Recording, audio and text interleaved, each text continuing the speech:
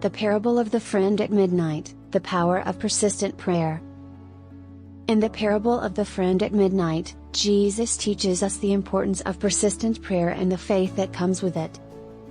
The story follows a man who goes to his friend's house in the middle of the night to ask for bread, and despite his friend's initial reluctance, he receives what he needs because of his persistence.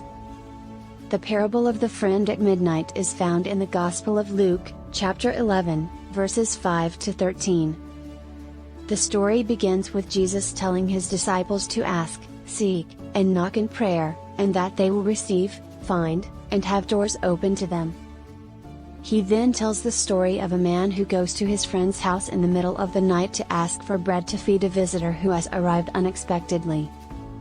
At first, the friend inside the house is unwilling to help, as he and his family are already in bed for the night.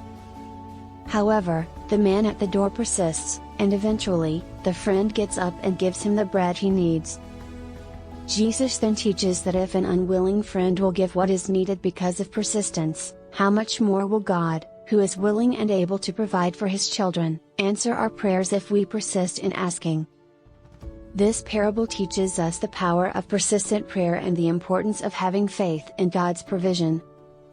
It shows that we should not be discouraged if our prayers are not answered immediately, but rather we should continue to pray and trust that God will provide for our needs in His timing.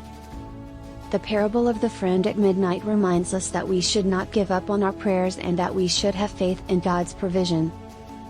By persistently seeking Him and asking for His help, we can trust that He will answer in the way that is best for us. Let us continue to pray with faith and perseverance, knowing that God hears and answers our prayers according to His will.